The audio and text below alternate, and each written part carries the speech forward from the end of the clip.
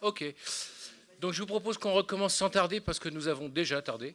On a déjà pris du retard et on est très contraint par les horaires puisqu'on devra terminer, à ce qu'on m'a dit, à l'heure prévue.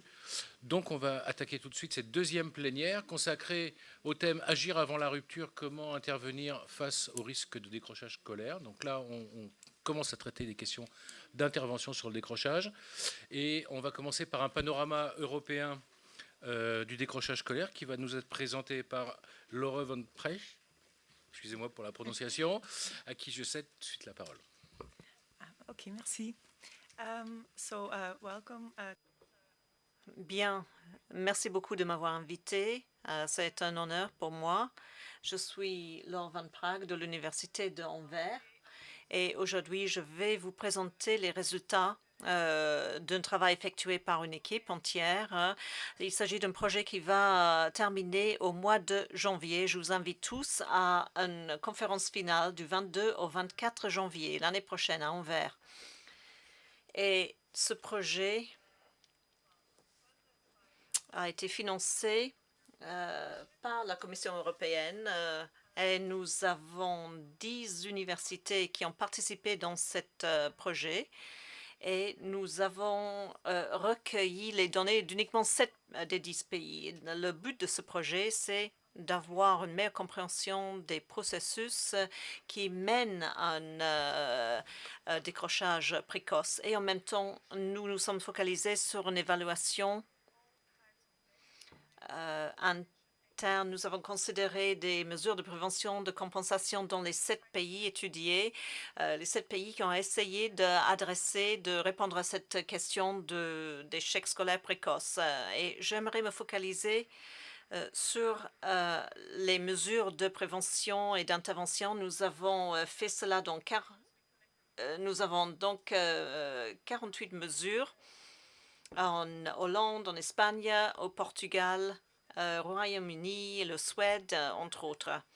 Et beaucoup de ces mesures étaient déjà mises en place, et cela depuis longtemps, mais ce n'était pas possible de les évaluer en faisant un test, un pré-test et un post-test. Et voilà pourquoi nous avons utilisé la Adapted Theory Driven Stakeholder Method, où nous avons demandé à toutes les parties prenantes qui ont participé, les concepteurs, les metteurs en place et les jeunes aussi. On leur a demandé ce qu'ils pensaient de ces mesures, ce qui a marché, ce qui n'a pas marché.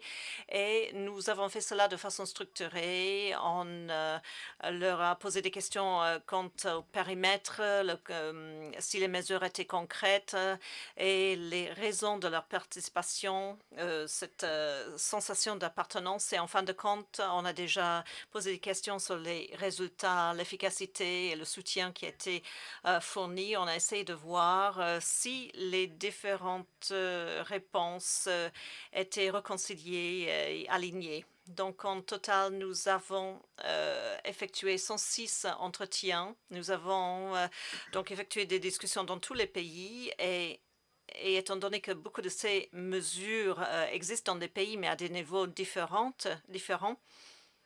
il y en a qui sont mis en œuvre dans les régions, il y en a qui sont mis en œuvre à une échelle petite. Donc, c'était très difficile de faire une comparaison pour ces mesures dans les différentes écoles et de tirer des conclusions au niveau du pays.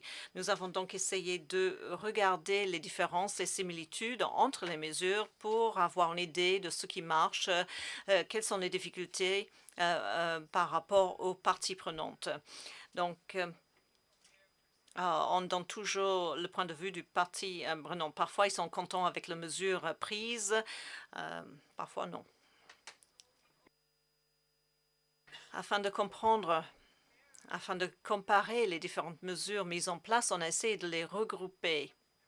Dont les mesures étaient différentes dans les différents pays et concernaient un système éducatif particulier. Nous nous sommes focalisés sur 4 catégories de mesures. Tout d'abord, ce système d'alerte précoce qui commence par l'idée de si on regarde les processus de désengagement dans les écoles, on pourrait être en mesure de prévenir aussi une rupture précoce. Ensuite, d'autres 3 catégories qui qui concerne ce processus de désengagement.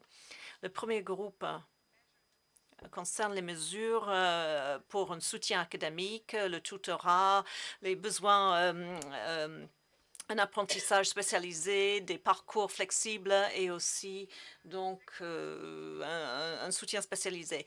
Le troisième groupe concerne des mesures qui concernent donc le soutien pour les problèmes émotionnels, donc donner des conseils, le mentorat, les politiques de discipline, les compétences sociales et des activités en dehors de l'école. Et une dernière catégorie concerne les mesures qui se focalisent sur l'orientation professionnelle, en donnant des informations, en donnant des conseils au niveau de l'école, mais aussi en introduisant des activités de promotion et des stages en entreprise. Je vais donc parler de ces 4 catégories de façon très brève et je vais vous donner davantage d'informations sur des choses dont on a déjà parlé. Donc, qu'est-ce qui rend ces mesures, qu'est-ce qui fait qu'ils réussissent? Et ensuite, je vais parler avec le rapport avec des mesures de compensation. Donc, première catégorie, ça concerne le système d'alerte précoce qui doivent donc prévenir l'échec scolaire. Et très souvent, ces mesures sont organisées par les agences, par les organes gouvernementaux. Ils sont organisés à grande échelle. Et très souvent, ce sont des systèmes de surveillance en quelque sorte. Dans certains cas, il ne s'agit pas d'une rupture précoce, mais ils essayent donc de suivre d'autres facteurs aussi. Donc, on peut utiliser ces systèmes pour prévenir le décrochage, mais pas toujours. Et ces systèmes d'alerte précoce se focalisent sur l'engagement des étudiants, des élèves. Et dans la plupart des cas, il faudrait repérer des signes de problèmes éducatifs. Ils regardent les résultats des élèves, un comportement problématique, etc. Donc, mais ils ne se focalisent pas sur un comportement, sur les problèmes émotionnels qui peuvent avoir lieu, qui veut dire que donc ils n'atteignent pas le groupe à risque pour l'échec scolaire. Mais le recueil de ces données ou le fait d'avoir ces systèmes, ça ne suffit pas. Les écoles doivent savoir comment interpréter les données et savoir aussi comment organiser les données, faire quelque chose avec les données. Donc, dans beaucoup de cas, beaucoup d'écoles voulaient avoir plus de soutien et voulaient devenir de plus en plus spécialisées pour justement mettre vraiment en place ce système d'alerte précoce. Ensuite, ils cherchaient d'identifier des groupes à risque, mais là, il y a un danger de stigmatiser des groupes d'élèves. Et justement, ça, c'est sorti des entretiens que nous avons effectués. D'autres mesures se sont focalisées sur un soutien académique. Et c'était un très grand groupe. Il y avait un très grand groupe de mesures qui ont pris une certaine partie du programme scolaire qui était vu comme le but principal de l'enseignement. Ce n'était pas directement lié au ESL, à la rupture, au décrochage. Donc, on pourrait dire aussi que de cette façon, on peut être plus motivé pour rester à l'école. Donc, ces mesures de soutien commencent avec l'idée qu'il faudrait regarder les besoins individuels cognitifs des élèves. Et il y a plusieurs types de mesures de soutien. Tout d'abord, un premier type, c'est un groupe de mesures qui essaie d'incorporer les élèves avec des besoins spécialisés, de les intégrer dans le système général et améliorant le ratio entre l'élève et le nombre d'élèves et les enseignants. Mais certaines de ces mesures courent le risque de stigmatiser ce groupe dans l'école même. Et très souvent, ils comptent sur de l'argent pour réussir. Un deuxième type de mesure se focalise se focalise sur des parcours flexibles afin d'organiser ce genre de mesures. Ça vient de l'idée qu'il y a certains élèves qui ne peuvent pas être bien intégrés dans les structures rigides. Donc, il faudrait parfois revoir le système en entier, trouver des moyens pour faire en sorte que les élèves puissent rejoindre ces systèmes. De façon, il s'agit donc d'organiser les capacités en groupe. Parfois, il y a des mesures de rémédiation pour avoir des parcours plus flexibles. Et dans certains cas, nous savons que en ce qui concerne le groupe de correctifs, donc cela concerne qu'un certain nombre d'élèves et pas forcément le groupe le plus vulnérable d'élèves. Aussi concernant les parcours flexibles, il faut être encore plus motivé pour continuer sur ce parcours. Un troisième type, ce sont des mesures qui ont essayé de aider les élèves à mieux comprendre le programme scolaire. Il s'agit de mesures volontaires et les élèves qui veulent comprendre mieux le programme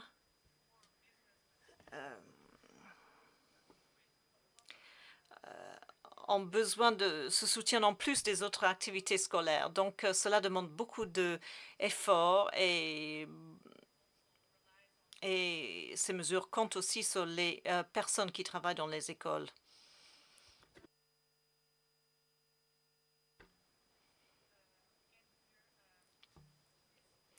Encore une fois, les mesures complémentaires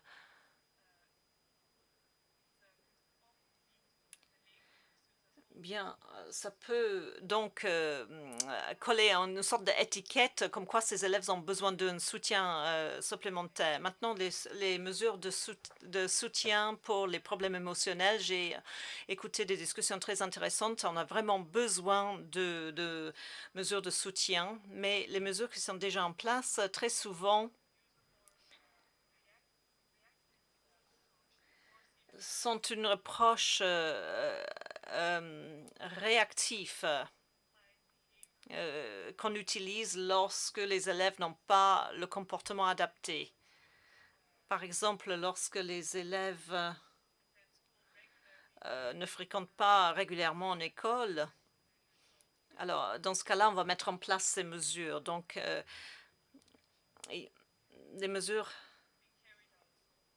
avec beaucoup de potentiel. Donc, dans beaucoup de cas, ils ont utilisé donc un personnel spécialisé dans les écoles, mais pour prévenir le problème, tous les enseignants devraient participer dans ces mesures et le corps enseignant devrait être plus professionnalisé et soutenu. Donc, cela dépend beaucoup des enseignants et ils peuvent tirer bénéfice d'avoir un soutien supplémentaire. Donc, les enseignants se focalisent trop sur le programme scolaire, mais il faudrait aussi qu'ils s'occupent de leurs élèves, qu'ils s'occupent aussi de leurs problèmes mentaux, de leurs difficultés comportementales. Étant donné que la plupart de ces mesures sont appliquées en tant que punition, cela empêche un bon rapport entre l'élève et l'enseignant. Et ça, c'est quelque chose dont il faudrait tenir compte. Une quatrième catégorie, ce sont des enseignants qui se focalisent sur l'orientation professionnelle. Ils devraient travailler sur les choix professionnels et comment ces choix vont avoir un impact sur le marché du travail. Dans beaucoup de cas, ces mesures donnent simplement des informations, mais ne sont pas suffisantes parce qu'il faudrait vraiment aider les élèves à trouver, à définir leurs attentes. Et très souvent, ce système était volontaire. Donc, il y a beaucoup de variations entre les pays européens que nous avons étudiées concernant le rôle des parents, un personnel spécialisé et les enseignants. Donc, maintenant, nous avons vu que la plupart de ces mesures peuvent réussir uniquement si les besoins des étudiantes sont soutenus. Et lorsqu'il y avait un bon rapport entre l'élève et l'enseignement. Encore une fois, l'utilisation d'une approche holistique était très importante.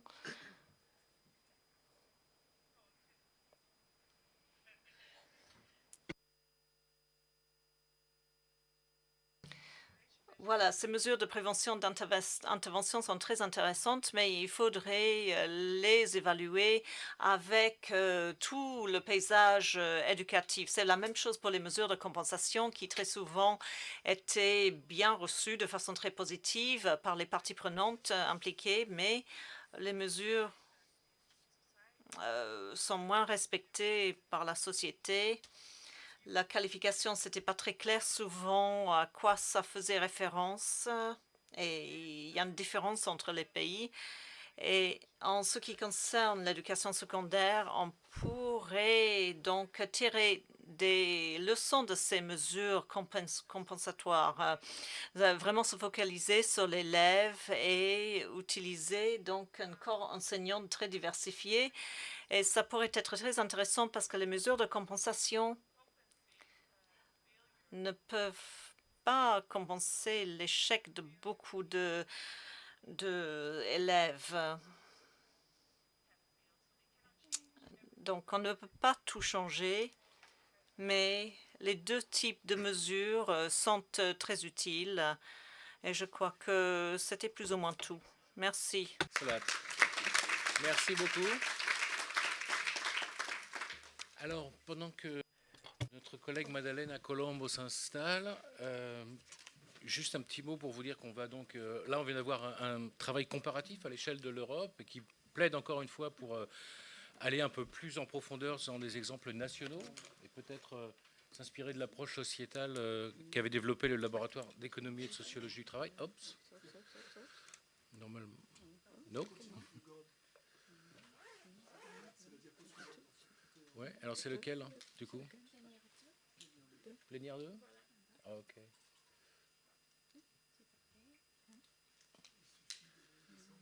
Voilà. Bon, ouais, pendant qu'on nous règle le... Émilie va régler le problème technique en 2 secondes.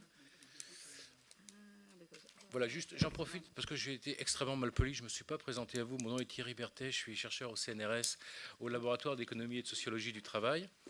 Et je vais céder la parole. Donc, je vous disais qu'on allait rentrer maintenant dans une dimension plus nationale. En l'occurrence, on vous emmène en Italie où il y a une espèce de triangle d'acier sur la question du décrochage scolaire autour des inégalités territoriales, de l'autonomie des établissements et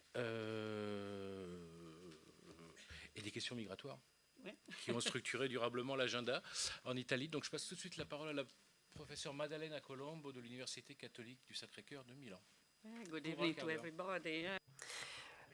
Bonjour à tous. Bien sûr, je remercie les organisateurs de cette conférence, mais je n'ai pas suffisamment de temps pour remercier tout le monde. Admettons que c'est fait. Regardons l'Italie de plus près. Le décrochage scolaire est une question endémique, grave en termes d'inégalité sociale. Comme vous pouvez le voir,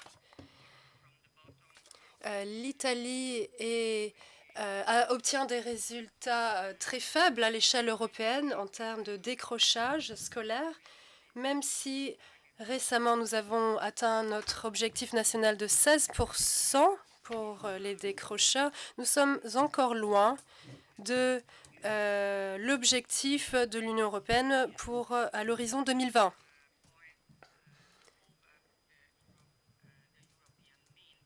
Et par rapport à la moyenne européenne, il y a une différence de 3 points pour l'Italie à 10,7%. Donc nous avons accompli en revanche certains progrès depuis 13 ans environ. Cependant, il y a des questions endémiques très prégnantes dans le contexte italien. Pourquoi le taux de décrochage est si élevé en Italie? Eh bien, cela signifie que nous n'investissons pas suffisamment et nous n'arrivons pas à répondre aux objectifs nationaux d'enseignement pour tous les élèves. Et les systèmes qui sont mis en place pour remédier à ce problème ne concernent qu'une partie des élèves et pas les élèves dans leur ensemble. Cette proportion de la population qui est particulièrement touchée doit être prise en compte. Il y a des impacts sur la compétitivité, sur le marché du travail. Il y a un besoin, il y a un problème important et urgent concernant le taux d'inscription à l'université. Si on regarde les taux de diplomatie, la diplomation en Italie, il s'agit de 17,5% en Italie parmi la population adulte par rapport à la moyenne européenne qui s'élève à 27%. Donc nous sommes à moins 10 points de la moyenne européenne. C'est un gâchis de toute une génération de jeunes gens qui n'ont pas accès à la culture académique, universitaire, à l'enseignement supérieur. Et cela a des conséquences également sur le système économique.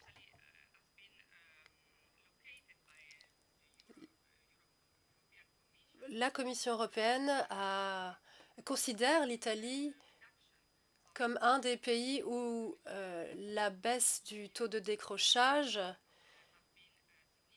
a été importante, mais si l'on compare l'Italie au Portugal ou à Malte, par exemple, qui ont un profil similaire à celui de l'Italie, eh bien, leurs résultats sont meilleurs en termes de baisse du taux de décrochage.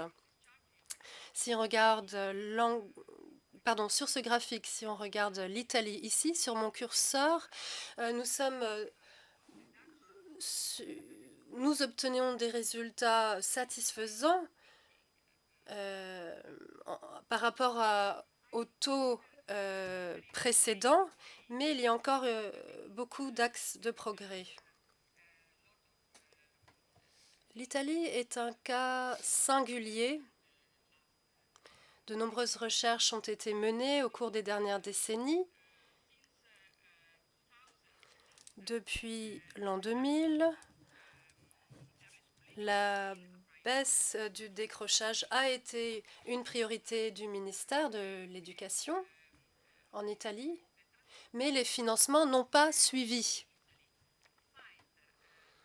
Les fonds visant à lutter contre le décrochage scolaire venaient uniquement des fonds européens et non pas du gouvernement italien. Donc il y a un manque de politique nationale pour financer ces mesures et pour atteindre les objectifs. Cela démontre qu'encore aujourd'hui, il y a un manque cruel de politique et de mesures à l'échelle nationale en Italie.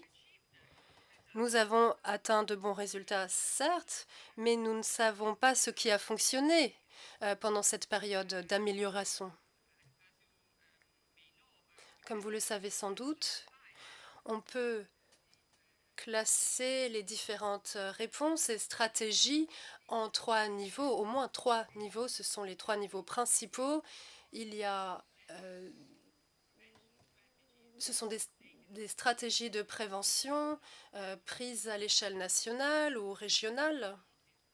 Les conseils régionaux, par exemple, ont mis en place un certain nombre de mesures, mais sur le terrain, les mesures correctives étaient plutôt à l'échelle individuelle.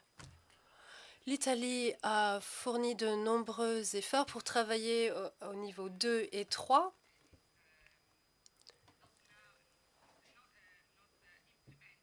Le premier niveau n'est pas encore mis en œuvre. Il y a 3 mesures principales qui ont été prises avec un effet particulier sur la baisse de ce taux de décrochage. L'âge de la fin de l'école obligatoire a été relevé à 16 ans. Et il a fallu de nombreuses années pour rendre cette mesure obligatoire. Et ça a été une petite révolution en Italie en termes de réglementation. Et ça a largement contribué à lutter contre le décrochage en Italie. Par conséquent, l'enseignement secondaire a intégré différentes filières. Nous avons le collège, le lycée, l'enseignement professionnel, l'enseignement privé. Et l'enseignement professionnel est dispensé uniquement par les conseils locaux et régionaux. Pour intégrer l'enseignement national ou étatique et non étatique, cela a un impact important en termes de changement social. Et cela a des conséquences sur l'offre éducative. Une troisième mesure convient d'être soulignée, mise en place en 2004 et qui est encore en cours. Parmi ces mesures visant à lutter contre le décrochage, il y a la possibilité d'entrer à l'école primaire à un âge plus tardif. Avant, il était obligatoire d'inscrire les enfants à l'école primaire à partir de 6 ans. À présent, on a changé cette habitude en permettant de manière optionnelle à certains enfants de rentrer à l'école primaire à l'âge de 5 ans. De nombreuses études ont été menées. Études sociologiques, économiques ont montré ceci. Il y a des effets mesurables sur la probabilité d'obtenir de meilleures notes au collège ou au lycée lorsque l'âge de l'entrée dans l'école primaire arrive plus précocement. Nous ne savons pas encore combien de mesures ont été prises pendant cette période pour faire baisser ce taux de décrochage scolaire. La seule cartographie dont nous disposons pour l'instant a été menée par une ONG et non par l'État. Les données collectées les données ont été collectées dans 4 grandes villes italiennes avec un échantillon de 2077 établissements scolaires qui sont représentatifs d'un point de vue statistique. Et l'idée, c'était de regarder dans la boîte noire de ces établissements scolaires quelles étaient les mesures correctives mises en œuvre pour lutter contre cette déscolarisation. Et 77% du projet consistait à renforcer les outils didactiques, les activités pédagogiques pour améliorer le niveau des élèves. Ensuite, une partie du projet, la moitié du projet, a été consacrée à différents sujets. Par exemple, des activités artistiques, d'artisanat, pour rendre l'atmosphère, le climat scolaire plus chaleureux, plus agréable. D'autres mesures ont permis d'introduire des mesures de tutorat, d'accompagnement, de mentorat et un pourcentage, une partie du projet a été dédiée à l'accompagnement des parents des élèves. Des faiblesses ont été identifiées dans les politiques actuelles concernant ce sujet. Donc on peut voir de nombreuses interventions épisodiques, ponctuelles et localisées qui ne peuvent pas vraiment expliquer le succès accompli dans la baisse du taux de décrochage et qui ne peut pas expliquer non plus l'échec les échecs qui ont été constatés. Le manque d'engagement des enseignants à présent. Je pense qu'il s'agit d'une thématique très importante, cruciale. Ce matin, cela a été mentionné, ou pas suffisamment mentionné, me semble-t-il, l'engagement du corps enseignant dans ce type de politique de mesure.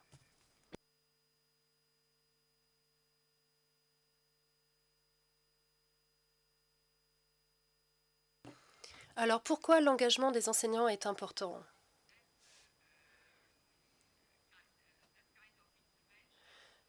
Pour ce type d'intervention, de manière générale, les enseignants n'estiment pas qu'il s'agit de leur travail quotidien. Le fait de lutter contre le décrochage fait partie d'activités extraordinaires ou exceptionnelles.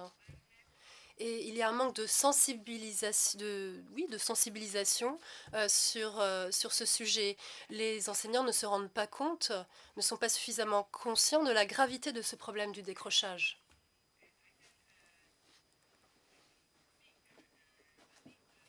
Et je peux parler de ce fait. Il y a un fossé territorial en Italie, une sorte de division sociale, fracture sociale que l'on constate et en dépit des efforts qui ont été fournis. Ici, on voit le fossé entre la région nord et la région sud et les taux de décrochage associés. On voit un fossé similaire, même si dans les deux régions, le taux de décrochage a baissé. La fracture ne se réduit pas pour autant. Si on regarde le pourcentage d'étudiants qui ont des compétences limitées en termes de lecture et d'écriture, de lecture notamment, si on regarde les résultats de PISA 2003, 2006, 2009, 2012 et 2015, on peut voir qu'à part quelques sursauts, par exemple dans le sud et dans les îles, le fossé entre la région nord et la région sud demeure. Enfin, l'inégalité sociale est un facteur important. Si on regarde la corrélation entre le taux de décrochage et les besoins, les conditions des familles, des élèves concernés, on peut voir que les élèves qui viennent de familles d'immigrants ou de familles défavorisées ont 10 fois plus de chances de tomber dans la catégorie des décrocheurs par rapport aux autres élèves. Parallèlement, on constate des résultats similaires concernant la condition des NEET, ceux qui sont sans emploi, sans études et sans stage. On voit que cette catégorie est très élevée en Italie, la catégorie des NEET, et cette tendance va se confirmer dans les années à venir. Si l'on regarde les élèves dont les parents n'ont pas été à l'école pendant une période très longue, cela a des effets sur leur propre scolarité. Il en va de même pour les parents qui n'ont pas de diplôme, qui ne sont pas allés à l'université. On constate des résultats similaires pour ces élèves. Nous avons mené beaucoup d'études sur le décrochage, mais nous n'avons pas regardé de plus près des facteurs plus éloignés, des facteurs peut-être plus sociologiques qui contribuent à ce décrochage. Et je pense que c'est un outil crucial pour lutter contre le décrochage. Premièrement, il y a une attitude généralisée qui consiste à mettre en opposition la culture du travail et la culture académique, le marché du travail d'un côté et l'école de l'autre. En Italie, on n'a pas forcément l'idolâtrie des diplômes, comme c'était dit ce matin par Nathalie Mons.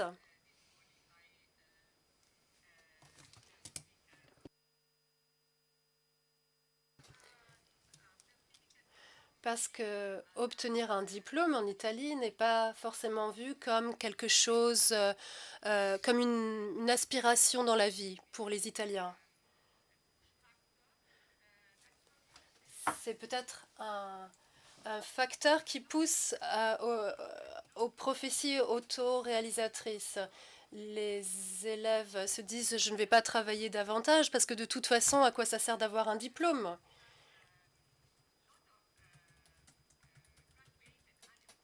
Et nous avons beaucoup, effectivement, d'élèves diplômés qui sont au chômage. Des élèves, des jeunes gens qui sont très qualifiés et qui ne peuvent pas trouver du travail. Donc ils quittent l'Italie pour trouver un emploi, un bon travail, parce qu'en Italie, il n'y a pas suffisamment d'opportunités de travail pour ces jeunes gens qualifiés.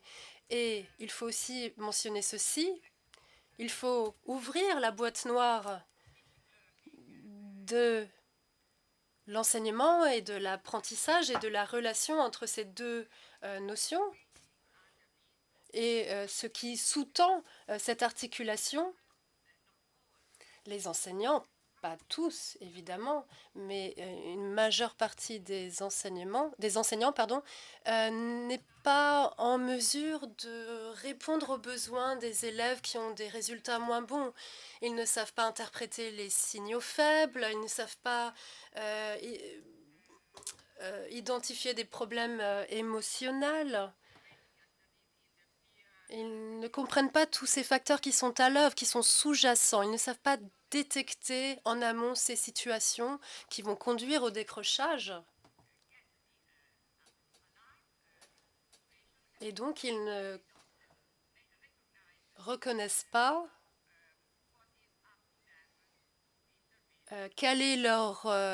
ils ne reconnaissent pas leur rôle dans cette lutte contre le décrochage. Merci. Non, il fallait juste passer la suivante. En fait, elles sont...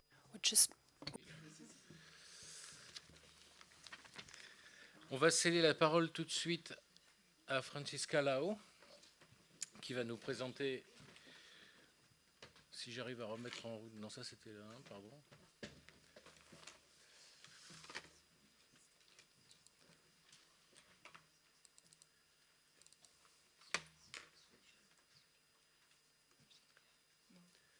Encore un peu, ouais.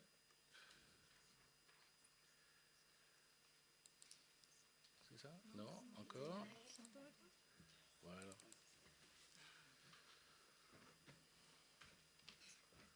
Et F5.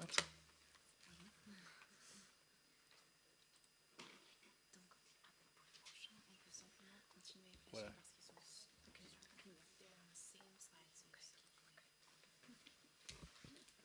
Please. Thank you.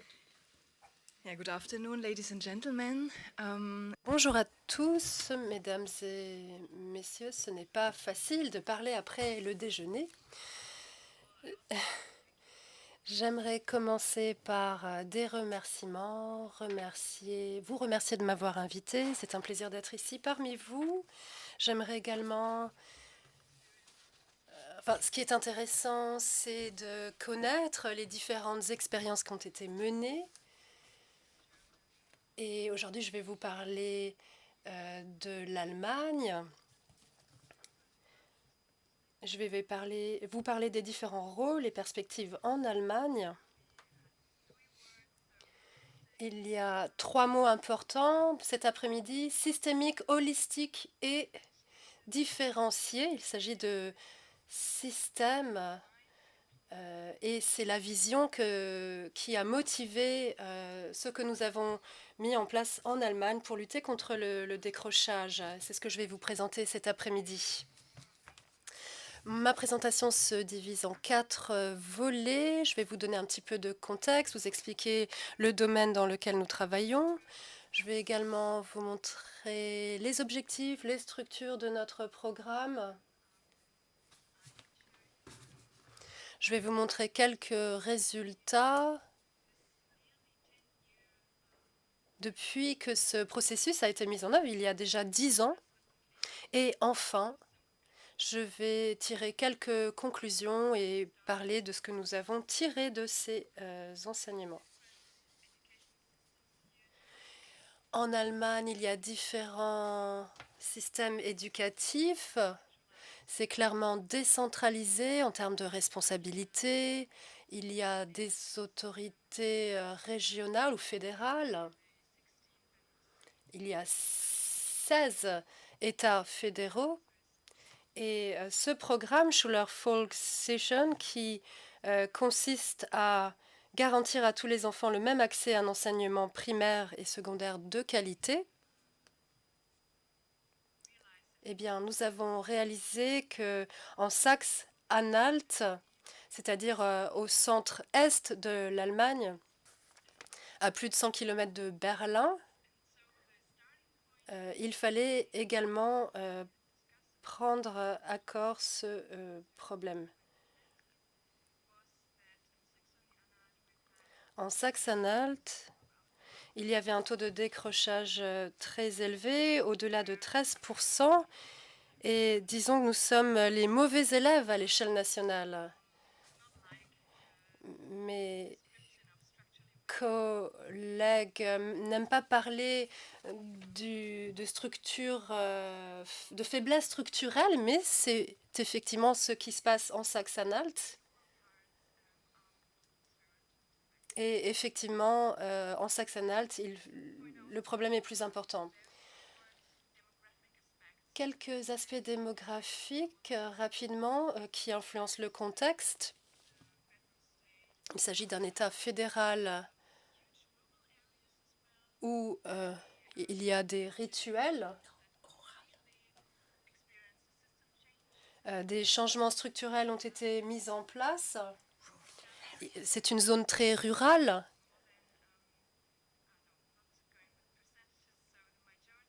Je ne vais pas parler de chiffres. Disons qu'une majorité d'enseignants a plus de 55 ans. C'est une population vieillissante et il va falloir renouveler les compétences du corps enseignant. Donc voilà le contexte de ce programme qui a démarré en 2008. En quoi consiste ce programme à présent?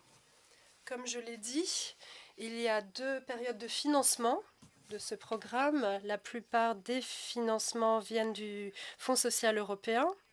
La première période était axée sur la baisse du taux de décrocheurs qui quittaient l'école sans qualification, sans diplôme. Une évaluation a été menée. La deuxième période de financement a démarré, ou de ce projet a démarré en 2015. Et l'approche a été modifiée quelque peu. L'idée était de se concentrer davantage sur la prévention, sur les écoles primaires. Et vraiment axer la stratégie sur la prévention. Qui est concerné par ce programme? Il s'agit de tous les élèves qui vont à l'école,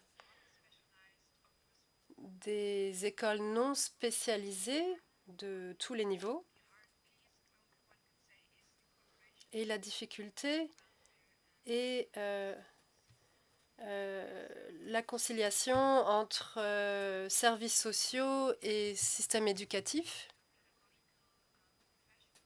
Il y a des pédagogues qui accompagnent ce projet. On a parlé d'équipes multidisciplinaires au cours de cette journée et ce programme inclut ce type d'équipe également multidisciplinaire. Dans le cadre de ce projet, il y a des décideurs locaux qui viennent de différents milieux, par exemple le bien-être des jeunes. Ici, quelques chiffres. Il s'agit d'un programme systémique à plusieurs niveaux qui vise à renforcer la coopération entre les services destinés aux jeunes et les écoles, le système éducatif. Et à présent, nous avons environ 400 travailleurs sociaux qui travaillent dans les écoles, 369 écoles plus précisément, écoles fédérales. Et ces travailleurs sont accompagnés par des réseaux régionaux, des bureaux régionaux, dans 14 districts de la Saxe-Anhalt. Il y a des centres de coordination pour mailler ce projet. La coordination se fait à l'échelle fédérale et nous essayons de tempérer entre ces différents niveaux.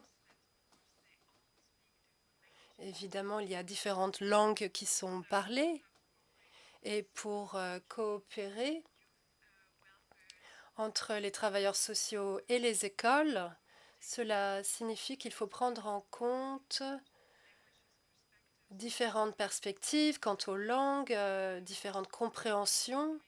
Mais c'est bien plus complexe lorsque l'on regarde la coopération à l'échelle régionale. Nous l'avons déjà vécu, cette fragmentation systémique. Nous essayons de dépasser ces écueils. Voilà pour cette partie.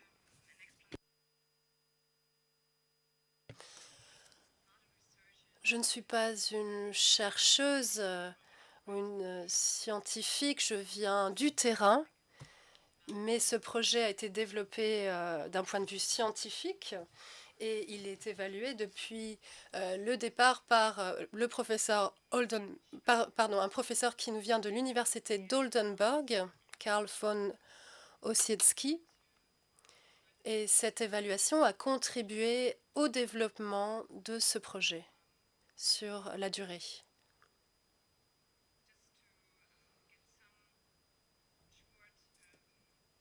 Quelques indications à présent sur les 3 principaux services. Une enquête a été menée sur les objectifs, les conditions de ce projet. Les résultats ont été évalués par rapport à l'efficacité, la performance du projet. En outre, la qualité de la coopération entre les écoles, les services sociaux et les processus de développement ont été suivis, évalués, et un retour a été donné au ministère et aux acteurs de ce projet également.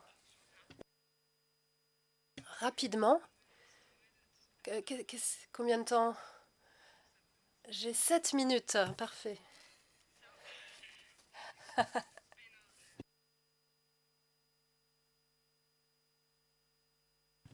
Les méthodes d'évaluation de ce projet pendant cette période, cela a commencé en 2009. Le rapport final a été produit en 2013. La production des données qualitatives a été faite en 2 fois. 2 ans après la première période de financement, notamment les entretiens avec les travailleurs sociaux, les parents, les enseignants et avec les officiers du réseau d'origine. Des analyses quantitatives ont été menées sur le processus structurel, les résultats accomplis et bien entendu des données administratives également. Et ce qu'il convient de souligner, encore une fois,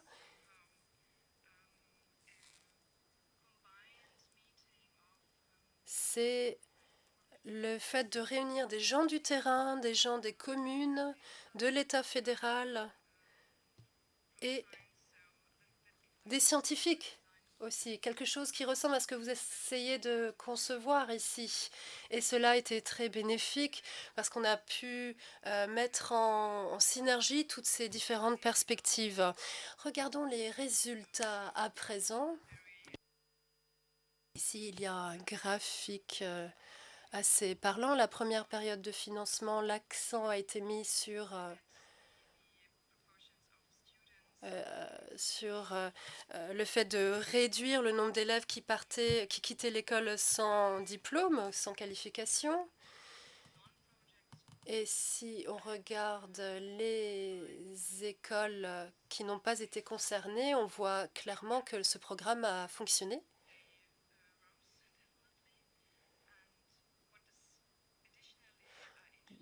De plus, ce qui est intéressant et qui mérite d'être décrit davantage, ce sont les effets secondaires. Donc, les effets secondaires ont été très intéressants dans le cadre de l'évaluation, pendant les entretiens qui ont été menés avec les adultes qui ont accompagné les élèves, les enseignants et les travailleurs sociaux notamment. Ils ont indiqué que le taux d'absentéisme a été réduit, le problème de comportement ont été également ont bénéficié de ce projet grâce à des méthodes visant à promouvoir l'élève, à l'accompagner davantage et à se concentrer sur les élèves à plus haut risque. Des élèves qui avaient des difficultés ont vu leur estime de soi s'améliorer. Nous avons vu les effets potentiels sur les systèmes scolaires. Ce programme a essayé de développer les écoles, mais la contribution d'autres partenaires est nécessaire. Et le climat scolaire s'est amélioré, les parents ont été inclus dans le processus. On a vu les écoles, les établissements s'ouvrir aux autres, s'ouvrir aux parents davantage. Les enseignants aussi, vous en avez un petit peu parlé.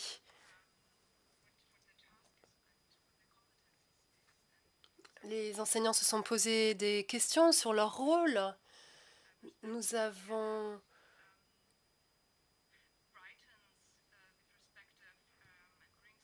constaté que une démarche holistique est importante pour les élèves, pour les enseignants. Et oui, il est important de regarder les élèves à titre individuel, mais aussi dans leur ensemble. Nous avons longuement parlé avec les travailleurs sociaux et le fait d'intégrer d'autres professions, d'autres métiers dans l'école, au-delà du corps enseignant, qui ont apporté conseil et cela a permis de renforcer le réseau régional. Et ces travailleurs sociaux ont été vraiment bien intégrés, ils ont travaillé ensemble dans une bonne entente. Alors, quelles sont les leçons que nous avons tirées de ce projet? J'essaie de me concentrer sur l'essentiel. De manière générale, il ne me reste plus qu'une minute. J'en ai beaucoup parlé, le besoin d'une équipe multidisciplinaire, pluridisciplinaire, le besoin d'une stratégie systémique et la volonté politique est importante. Cela fait 9 ans que nous menons ce projet. Je pense que globalement, ça fonctionne bien. Le réseau a été consolidé. Les acteurs savent avec qui ils doivent travailler, coopérer. Les structures d'accompagnement sont très importantes dans le cadre de ce projet. Aujourd'hui, nous parlons d'objectifs mesurables et clairs. Au départ, les objectifs étaient très larges. Et pour fonctionner à un niveau plus opérationnel, il était important de définir des objectifs plus fins, plus spécifiques. Quels sont les autres enseignements que nous avons tirés de ce projet? J'aimerais souligner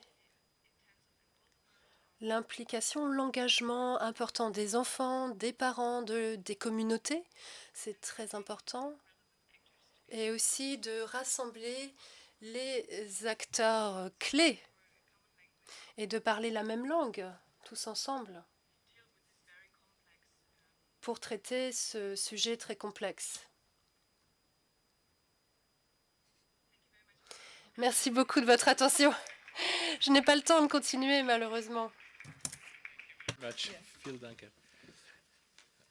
Merci beaucoup. Voilà, on va prévenir. Voilà. Et donc, nous avons une quatrième intervention qui va nous transporter en Irlande, ce coup-là, avec le docteur Delma Byrne, de l'université de Maynooth et du département de sociologie et d'éducation, qui va nous raconter un peu ce qui se passe en Irlande avec les décrocheurs. Bon, 15 merci. minutes. Merci beaucoup. Thank you very much. OK. Bien. Je crois que tout le monde est un peu fatigué, n'est-ce pas? Alors, on va s'agiter, se secouer un peu. Aujourd'hui, je veux parler donc du décrochage précoce et je vais raconter l'histoire irlandaise. Bon, l'histoire irlandaise est intéressante parce que concernant les pays qui sont analysés, donc le décrochage se passe entre 18 et 24 ans. Alors, quelle est la magie donc concernant le système éducatif irlandais? Bon, il n'y a pas vraiment de magie, mais le système est très différent. Il faudrait se souvenir que nous avons un système éducatif assez général et le niveau de suivi est assez faible par rapport à d'autres pays de l'Europe.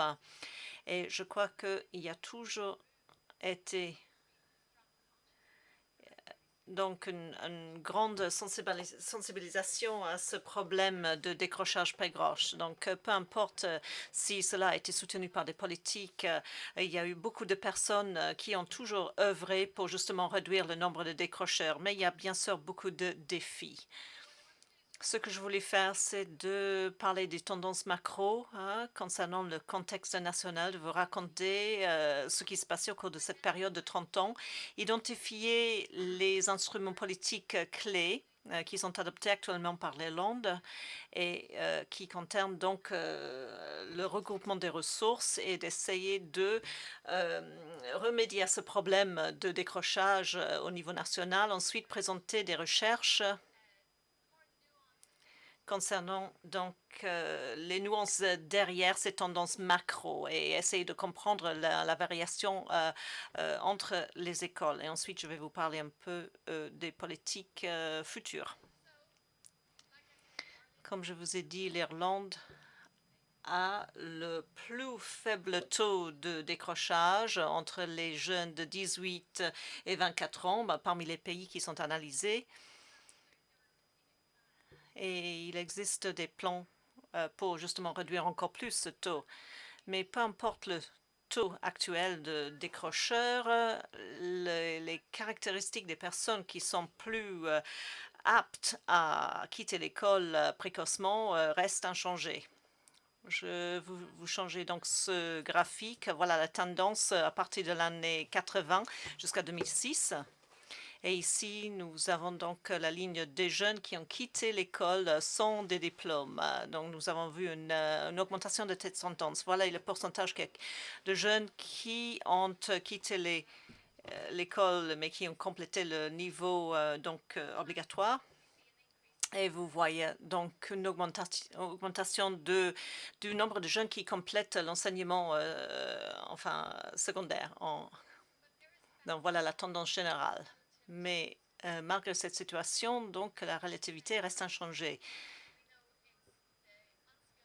Nous savons que c'est la classe ouvrière, les classes pauvres qui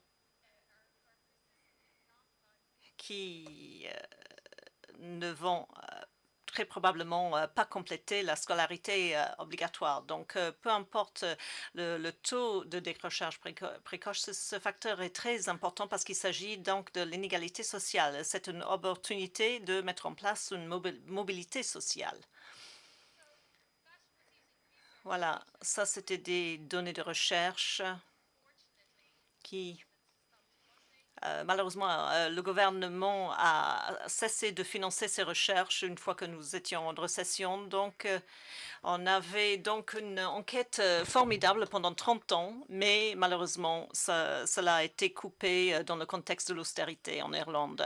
Et les résultats de cela, c'est que nous disposons actuellement de très peu de données en tant que chercheurs et un accès limité aux données disponibles. Est-ce que l'analyse des tendances est maintenant effectuée par le ministère de l'Éducation et c'est très difficile d'avoir accès à ces données en tant que chercheur ou chercheuse. Donc, ce que montre ce graphique, ce sont des calculs administratifs du décrochage précoce et encore une fois, ça va jusqu'à 2011. Cela vous montre le nombre de jeunes qui étaient au deuxième niveau d'éducation en 2001, 2002. Pour cette année académique, mais qui n'y était plus l'année suivante. Nous voyons donc qu'il y a eu une réduction au cours du temps. Et pendant cette période, lorsque DEIS, donc l'instrument clé politique, a été introduit en 2008, ici vous voyez donc les jeunes entre 12 et 17 ans.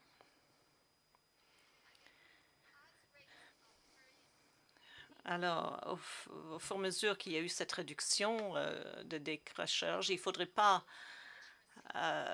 supposer qu'il y avait de plus en plus de meilleurs taux de lecture, d'alphabétisation. Donc, c'est très important de penser à qui n'est pas capturé dans ces données. Et aussi compléter donc l'enseignement secondaire, ça ne va pas forcément que vous avez des compétences nécessaires. Donc, il faudrait identifier ceux qui ne sont pas capturés ici, c'est-à-dire des personnes qui sont éduquées par des parcours alternatifs dans des écoles spécialisées, des enfants qui ont des besoins spécialisés, par exemple,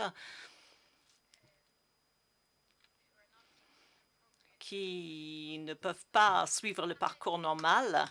Et ensuite, des jeunes à problème, ceux qui sont dans des écoles spécialisées, des écoles de détention, comme on les appelle. Et il y a certains jeunes qui ne se trouvent dans aucune catégorie, dans aucune école. Donc, lorsqu'on parle du décrochage, il ne faudrait pas forcément être guidé par les statistiques nationales. Et ces données-ci ne capturent pas tous les jeunes qui font du décrochage en dernière année de l'éducation secondaire. Donc, les instruments clés, les instruments politiques clés, il s'agit de DESH, Delivering Quality of Opportunity in Schools, et il s'agit du ministère de l'Éducation organisé. C'est la politique principale donc pour justement s'attaquer à ce problème. Et comme en Allemagne, il s'agit d'une initiative politique. Et ce qu'a fait DESH, dans le contexte irlandais, il y a eu pas mal de financement du Fonds social européen pour justement promouvoir des activités sur le terrain, pour soutenir et retenir les jeunes. Et ce qu'a fait DESH, c'est qu'ils ont pris ce qui se passait déjà sur le terrain et ils ont rajouté des tendances macro supplémentaires. Et je crois que l'aspect clé de cette politique, c'était d'avoir un système d'identifier la concentration de jeunes désenvagés. C'était donc une façon d'utiliser des données et d'essayer de identifier les jeunes, de savoir où ces jeunes qui sont propices à décrocher se localisent. Ensuite, il fallait mettre en place toute une foule d'actions pour justement remédier à ces problèmes. Et le composant clé de cette politique qui était déjà en place, c'était ce qu'on appelle le School Completion Program, qui donnait donc des activités pendant la période scolaire et aussi pendant les congés, justement pour ces personnes qui étaient propices à décrocher, on a parlé de partenariat, on a parlé de collaboration avec des parents dans la communauté. Nous avons donc un système de liaison qui existe en Irlande depuis bien longtemps. Et en plus de cela, le système irlandais a commencé à faire des distinctions au niveau obligatoire. Donc, nous avons ce qu'on appelle le Junior Certificate. C'était la fin de la scolarité obligatoire. Ensuite, on a introduit ce programme scolaire pour ceux qui avaient le potentiel de décrocher. Donc, j'ai certaines choses à dire à ce propos. Donc, mais les politiques ont justement essayé de retenir les jeunes dans les écoles, mais il y avait toute une foule d'autres actions et initiatives aussi, de plus en plus de financement, des modèles de ressources, fixation des objectifs, des activités de développement professionnel, collaboration avec toute une foule de services, liaison avec des leaders de l'école, la recherche, évaluation et la mise en œuvre de ce plan d'action. Il y avait des choses qui ont marché et d'autres choses qui n'ont pas marché. Donc voilà le système éducatif irlandais, le deuxième niveau ici, l'enseignement secondaire. Donc je veux me focaliser là-dessus. Entre 12 ans et 15 ans, voici, il s'agit du premier cycle d'enseignement secondaire. Et c'est là, justement, où vous avez le Junior Certificate pour la scolarité obligatoire. Ensuite, ils ont ajouté le GCSP. Donc, pour le deuxième niveau, environ 80% de jeunes ont reçu le certificat de fin d'études. Donc, ensuite, il y a 50% qui ont suivi un programme plus professionnel pour ensuite aller à l'université. Et il y a toujours été, on a toujours eu un aspect professionnel mais le Leaving Certificate ne donne pas la possibilité d'aller à l'université. Il n'y a que 5% de la population qui suit cette option-là. Je voulais vous montrer donc les différents points où les jeunes quittent l'école. Ici, vous voyez ceux qui ont complété, qui étaient donc dans ce qu'on appelle le Junior Cycle. Donc, environ 2% n'ont pas suivi le deuxième cycle, mais les taux de non-fréquentation sont beaucoup plus élevés concernant le Junior Certificate. Donc, le suivi que nous avons introduit, nous avons pu capturer des jeunes à risque, mais ce n'était pas vraiment une stratégie couronnée de succès. Donc, on a réduit les points auxquels les jeunes quittent l'école, mais on n'a pas réduit le taux total de décrocheurs. Au niveau senior, 5% des personnes qui ont participé n'étaient pas présentes pendant l'année suivante et le décrochage donc est concentré donc au niveau du Leaving Certificate. Donc on voulait évaluer si le programme avait marché ou pas. Il y avait plusieurs évaluations qui ont été menées. Et ce que l'on a trouvé, c'est que la rétention à partir de 2005, dans les écoles où il y avait beaucoup de jeunes défavorisés, ont reçu un soutien. Et la rétention pour la fin d'études a augmenté aussi.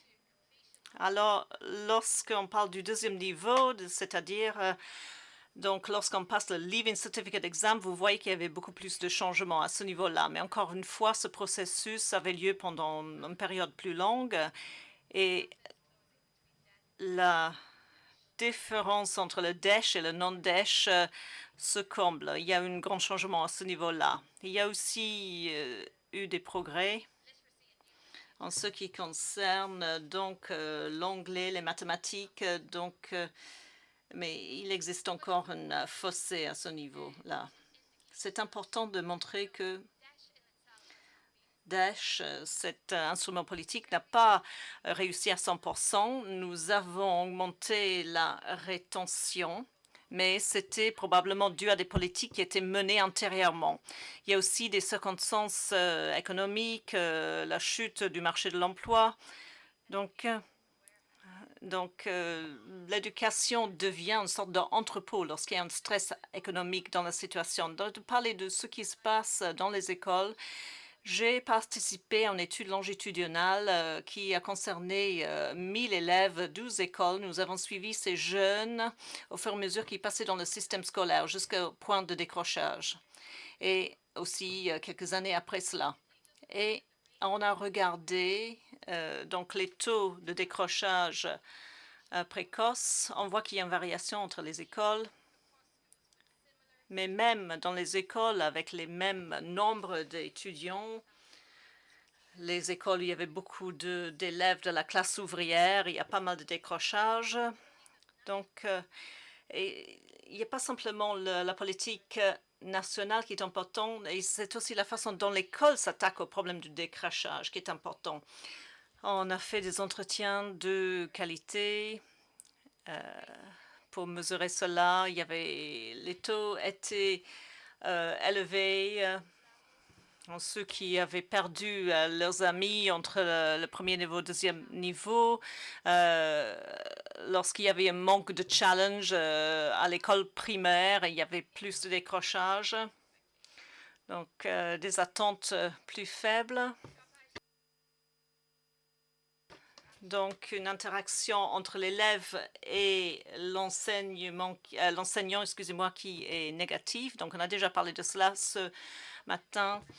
Dans une image de soi-même qui est négative, cela aussi est associé au décrochage et aussi ne pas avoir la capacité de faire tout son travail à l'école. Mais il semblerait que l'école même est justement l'endroit où il faudrait combattre ces problèmes. Ensuite, il y a le contexte de la famille, le fait de travailler à temps partiel. Mais je crois qu'une des choses les plus profondes que nous avons trouvées, c'est qu'il y a une grande variation. Les taux de décrochage dépendent aussi des capacités. Il faudrait faire ce qu'on appelle du streaming. Donc, si je pouvais faire quelque chose en Irlande, j'essaierais de mobiliser les écoles, d'avoir des écoles avec une grande diversité de capacités. Donc, vous voyez, les taux de décrochage sont beaucoup plus élevés dans les classes à capacité diversifiée. Donc, nous avons revu le plan d'action DES. Ce plan contient une centaine d'actions, mais ça parlait moins du suivi. Et ça, c'est malheureux parce que ça pourrait être un moyen pour justement réduire le taux de décrochage au deuxième niveau. C'est utile pour l'école et le ministère de l'Éducation, mais c'est très difficile pour les jeunes Irlandais parce que les employeurs ne reconnaissent pas ces qualifications, ces diplômes, et donc le taux de chômage augmente.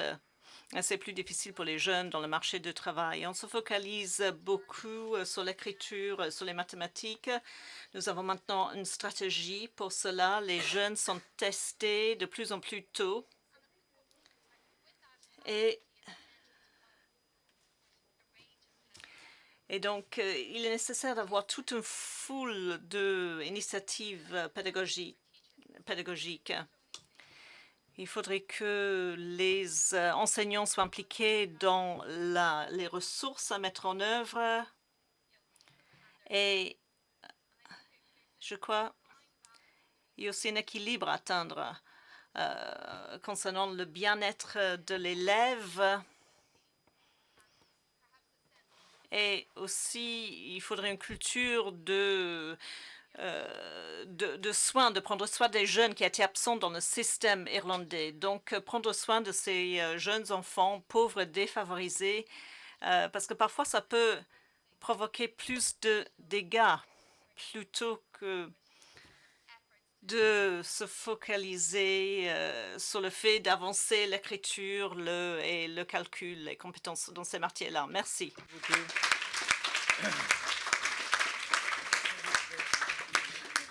You know, dèche in French slang means poverty. Poverty? Yep. Oh, really? La dèche. Well, it's question time now, and we'll. Voilà, nous allons prendre des questions. On va prendre des questions. Nous avons une question pour Laura. Dans le même espace éducatif entre les programmes et itinéraires flexibles et les traditionnels, au niveau des enseignants et des élèves. Alors, je ne suis pas sûr de tout à fait comprendre la question, mais je vous l'adresse quand même, même par écrit. Et entre-temps, pendant que Laura réfléchit, je vais vous prendre quelques questions dans la salle et puis on va essayer d'y répondre tout ensemble. J'aimais bien dans la dernière présentation qu'on parle de taux de rétention. On n'est pas loin de la persévérance scolaire, pour le coup, plutôt que de parler de taux de décrochage. Je pose ma question. Oui, je peux poser ma question. Voilà. Ouais. Je vous remercie. Dans les présentations qui nous ont été faites, il y a des invariants qui reviennent tout le temps sur les mesures à prendre pour prévenir le décrochage scolaire, notamment travailler sur les facteurs d'engagement, donc cognitif, émotionnel, comportemental, la question de la prévention universelle, de la prévention ciblée, la question des alliances éducatives. Donc ça, c'est des invariants qui reviennent dans les différentes présentations qui sont faites. Donc ma question est la suivante, c'est-à-dire malgré ces différents programmes et ces invariants qui sont mis en place par rapport à vos propres expériences, est-ce qu'il y a des études qui montrent que parfois il peut y avoir des systèmes éducatifs qui sont différents et donc des programmes qui doivent être articulés de façon différente? Enfin, est-ce que les différents systèmes éducatifs, en fait, ça peut avoir un impact sur les mesures qu'on peut mettre en place? Enfin, je ne sais pas si je suis claire dans ma question. C'est-à-dire les invariants varient d'un pays à l'autre. Oui, c'est-à-dire et sur l'évaluation, sur les évaluations qui ont été faites, en fait, voilà, dans les programmes qui ont été mis en place et dans ces invariants qui reviennent, est-ce qu'en fonction du type du système éducatif, en fait, ça peut... on doit mettre plus le paquet sur un aspect que sur un autre. Enfin, voilà. Et puis, plus largement, la question, c'est finalement, j'imagine qu'on ne peut pas copier-coller un programme d'un pays à un autre, mais néanmoins, enfin, les différentes comparaisons internationales, enfin, les différents témoignages, là, ça pose cette question de fond, quoi. En fait, voilà, c'était juste ça. Parfait. Une partie de ce que je dois présenter demain matin en résumé de la journée d'aujourd'hui a déjà été fait. D'autres questions, remarques ?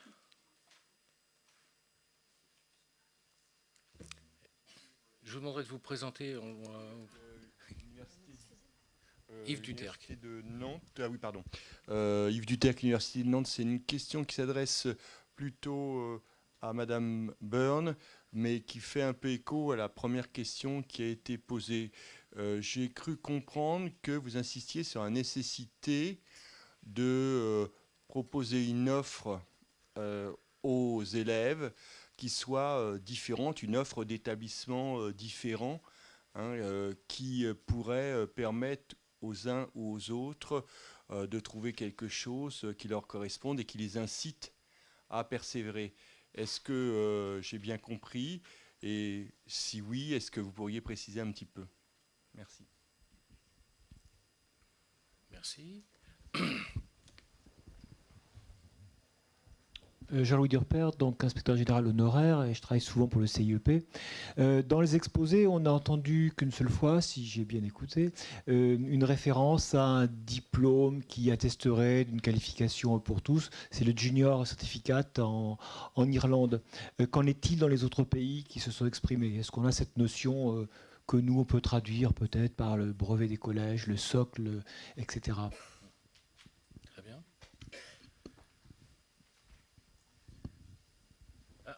Deuxième question du streaming. Alors, could you come back on the care element? Est-ce que vous pouvez parler donc de cette prise en compte? Est-ce qu'il y a une contradiction entre vos conclusions et la présentation faite par Paul Down ce matin? Si vous me le permettez, sur l'Italie, je serais intéressé à ce que vous nous disiez peut-être un mot de l'obligation formative, puisqu'il y a une obligation scolaire jusqu'à 16 ans et jusqu'à 18 ans une obligation de formation. Quelle est la réalité de cette obligation de formation en Italie? Donc on commence peut-être par Laura, si la question streaming était... Is that okay? Oh, sorry. Okay, so I think the question was Il me semble que la question portait sur le paysage éducatif, l'intervention, la prévention et les mesures compensatoires, si cela peut être concilié. Et je pense que ceci rejoint la question qui a été posée après sur les systèmes éducatifs et comment ils fonctionnent. Je pense, selon mon expérience, dans de nombreux systèmes éducatifs, les élèves sont réunis déjà, où ils sont répartis dans des filières secondaires, professionnelles. Il y a différents systèmes éducatifs en place et on voit combien de temps est passé à mélanger les différentes populations d'élèves et si l'attention est portée sur un enseignement plus exhaustif, plus inclusif. Et si on enseigne aux enseignants comment gérer les échecs, et peut-être que c'est une façon d'intégrer différentes mesures au sein du système éducatif général, au sein de l'enseignement général. Concernant la première question et les systèmes qui sont très rigides, oui, il faut des alternatives, des systèmes éducatifs alternatifs pour compenser. Ce n'est pas une situation idéale parce que c'est une compensation. Personnellement, je pense qu'il faudrait repenser nos structures éducatives qui sont trop rigides, non seulement en termes réglementaires, mais aussi en termes de pratiques scolaires et les attentes par rapport au comportement. Il y a une sorte il y a des sous-entendus ou des arrière-pensées, je pense. De nombreux élèves n'ont pas ce sentiment d'appartenance à l'école et il faut envisager ces problématiques en termes de compensation et de mesures compensatoires dans les systèmes d'éducation générale. Et si tu m'aides, oui. Parfait. Tu as soulevé un point vraiment important, la différence entre les deux régulations que nous avons depuis le 2007-2008. Il y a une obligation d'éducation scolaire entre les 16 ans. Et il y a aussi un droit-devoir de formation jusqu'à 18 ans. Quels sont les effets de cette double régulation? Que l'obligation de l'école, de l'éducation scolaire, a bloqué l'usage que nous avions avant d'envoyer les jeunes à travailler et a bloqué le travail comme alternative à l'école, aux études.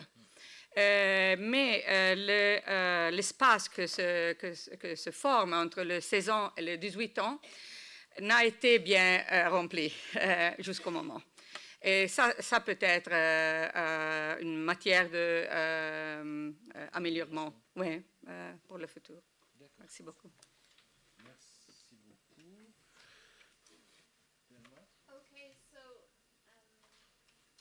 Micro, s'il vous plaît. Donc, concernant la première question qui a été posée,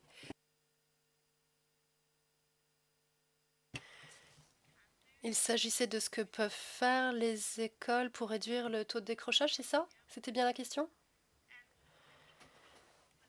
Je pense que souvent nous pensons que les établissements veulent agir pour réduire le décrochage scolaire, mais ce n'est pas le cas de toutes les écoles, de tous les établissements, et cela explique en partie les différences de résultats des établissements.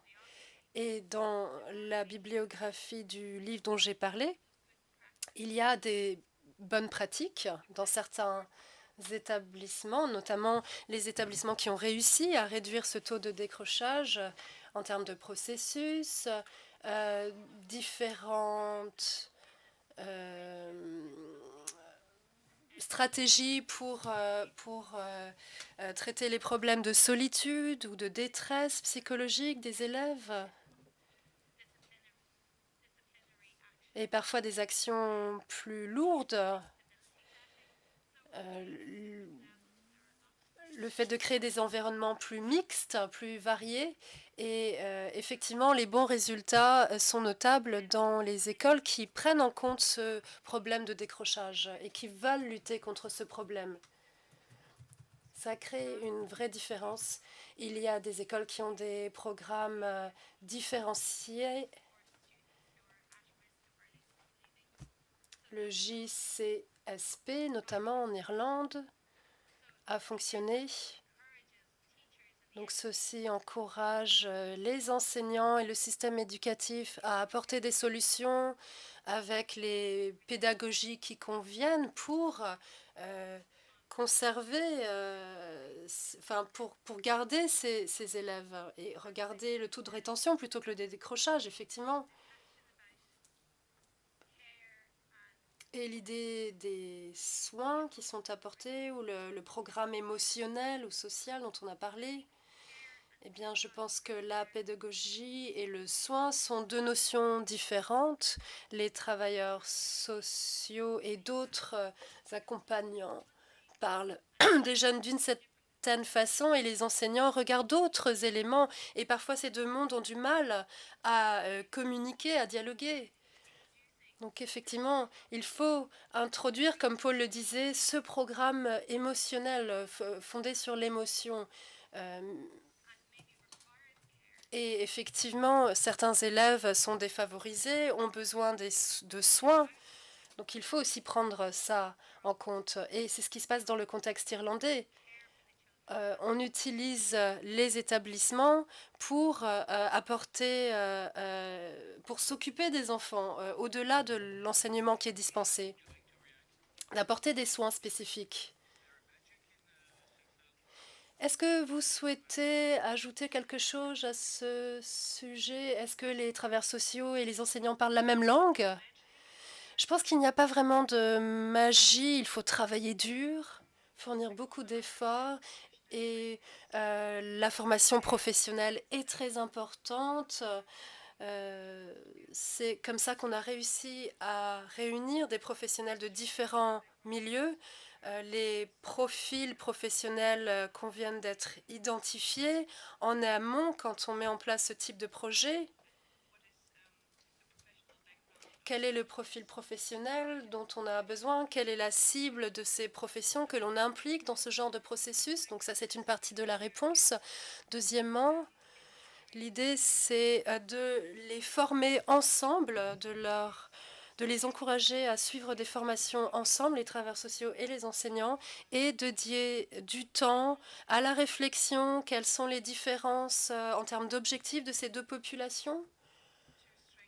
Et pour renforcer ceci,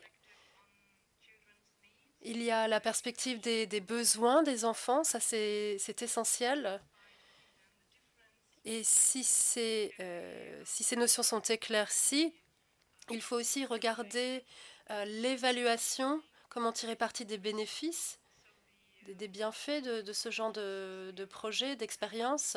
Et dans ma région, j'ai constaté qu'il faut des structures d'accompagnement permanentes. Il faut que ces professionnels qui sont impliqués soient accompagnés dans ces démarches.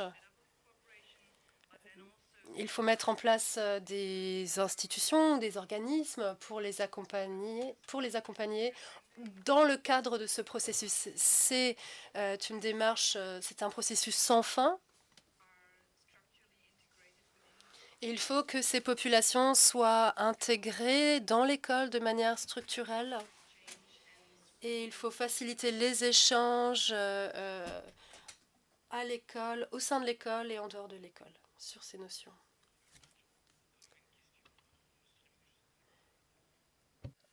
La question est quelle formation initiale mais aussi continue, facultative alors c'est en France, je suppose. Les compétences psychosociales sont-elles abordées dans la formation initiale et continue des enseignants en France? Quelles sont les formes de formation adéquates? Alors, je ne sais pas si quelqu'un veut répondre sur les formes de la formation. Voilà. Sinon, on va prendre de toute manière, pendant qu'on réfléchit encore une fois à ces questions, s'il y a une autre série de questions, il nous reste 5 minutes. Vous voulez répondre à la question streaming? Super. Est-ce qu'on pourrait passer on a une question là. On va vous passer un micro. La demoiselle là-bas. On va attendre la question de monsieur et puis je vous passe la parole. Agnès Florin. Pardon. Oui, on va juste prendre la question de monsieur et après je vous passe la parole. Pas de souci. Oui. Je voudrais juste poser la question. Driss Aïda, je me suis présenté ce matin, enseignant-chercheur, en termes d'approche entre le Nord et le Sud. Quand on parle justement de la rigueur, des critères économiques du Nord, du Sud, on sort justement des aspects socioculturels. Et je voudrais poser la question en termes d'approche par rapport à ces problématiques. Entre rigueur du Nord et peut-être les pays du Sud, latins, est-ce qu'il y a une réflexion dans ce sens? Est-ce qu'il y a une approche qui intègre les dimensions socioculturelles et religieuses et bon. Voilà. Je pense que c'est un peu pour vous. Madame Florin. Merci.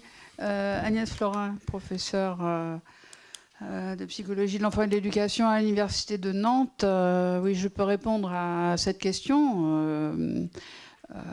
Avec mon collègue Philippe Guimard, nous avons travaillé, nous continuons d'ailleurs, sur la qualité de vie à l'école, d'où des rapports que vous pouvez trouver dans l'entrée.